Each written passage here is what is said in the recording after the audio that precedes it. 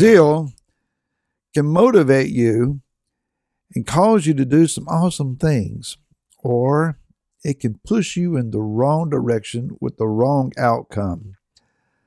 Hi, this is Barry Phillips, a 2-minute tour, day 5 of Mishpatim. We're talking about the judgmental decrees of Yah's heart toward Israel. And chapter 23 of Shemot, or Exodus, verse 1, 2, and 3, it says, "Do not bring a false report. Do not put your hand with the wrong to be a malicious witness. Do not follow a crowd to do evil, nor bear false witness in a strife so as to turn aside after many, to turn aside what is right. And do not favor a poor man in his strife." The heart of the issue here is someone's cause. Someone is waving a banner and saying this is injustice, this is a plight worthy of someone's attention. No one's helping this individual or these individuals, and somebody ought to do something. Causes can be, and obviously they can be a correct thing. There's GoFundMes for any and everything that you can imagine. Some are very legit, heartbreaking stories, heartbreaking issues, and we're compelled, I need to do something about that. Others, it's like, really? You want me to give to you for what reason here? We live in an affluent society. Most of us can do, go, and get just about whatever, wherever we want. We have a great deal of liberty and freedom, and if we don't have the cash, we have the credit. And we sometimes feel guilty, especially when you're shown the commercials late at night while you're trying to just calm down with an old Western or a movie of some sort, and they start putting out those commercials about starving children in various countries. And we feel guilty that we're sitting there eating a bowl of cereal, that we had choices about which version we wanted. And we feel compelled, well, I guess because I can eat a bowl of cereal at 11 o'clock at night, or ice cream, now we're talking, ice cream, I need to give. Well, it's a cause that has been given to your attention. Is it a legit cause? Well, obviously, children that are starving is a legitimate cause, provided that the organization that you would be given to actually funnels the money to the cause without reaping handsome dividends for themselves in the process. Yah says here, don't get involved with that which is not legit. Don't bring a false report. Don't put your hand to the wrong or with the wrong as a malicious witness. Be careful what you're giving your time, your attention, and your money to. I'm not telling you to be stingy, by no means. Give and be generous, where the Ruach HaKodesh, the Holy Spirit, would give you freedom and liberty to do so. Don't follow an appeal just because it looks good and it looks legit. There's nothing wrong before you pull out your wallet or strike a check or send an online donation to ask questions, to verify. Reagan was right. Trust, but verify. Verify what's going on. How much percentage of what we give actually gets to the cause?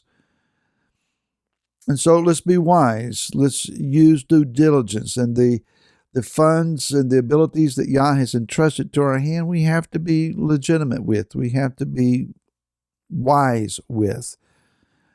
But he also says here, don't get involved in a crowd that is out to do what is wrong. And there are crowds that have piled up over some perceived injustice for whatever reason.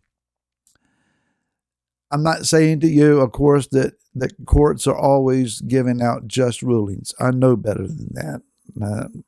Really, we just know that's not the case.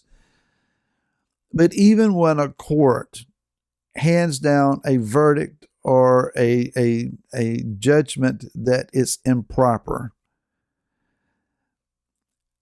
jumping in the streets and a mob and turning over vehicles and crashing windows and setting buildings on fire does not promote the cause of justice. Getting in with a crowd that is ranting, raving, shouting, and becoming out of control. What are we doing? Why are we here? What's going on here? And the thought is preached to us, well, unless we do something super radical, no one's going to pay attention. There are other avenues that we can pursue. There are different things that can be done without getting involved with a wild crowd. I have found myself or my family and myself in situations where it's immediately discerned, we got to get out of here. Suddenly, what was perceived as safe and okay, it just took a sudden turn. We're leaving now. Because I could just sense that something shifted in the atmosphere of a room. A mindset was starting to develop, and I'm glad that we made the exits when we did. So following a crowd is not legit just because of the groundswell number of the crowd. And you don't have to be physically involved in a street crowd to go with the mob. You can do the mob thing online. There are causes that are unjust. Today, at the time of this recording, 4 bodies of hostages are being brought home or have been brought home to Israel. An elderly man who gave his time and his effort, his attention to bringing Gazans out of Gaza who were sick, trying to get them medical help in Israel. He learned Arabic so that he could communicate with them. He and his wife were given to this cause. They kidnapped him and they killed him. Cherie Bibas and her 2 beautiful little boys are coming home in coffins today. It was the citizens of Gaza, not Hamas, not hooded, concealed members of the terrorist wing of this organization, or the terrorist organization, not just a wing, they're all terrorists. But it was citizens who came across armed and kidnapped her, and the videos of her terrified, holding her babies close to her, has been seen over and again. And they come home in a coffin today. And it was marked in Arabic on their coffins that they were arrested on October 7th, 2023. The crowd in Gaza cheered, celebrated. We mourn, and our hearts are broken. There is a cause there. I've said something, I'm saying something again here. We will say something again, and we will pray for their families, and we will continue to let our outrage be known. I will not turn over a car. I will not firebomb a building.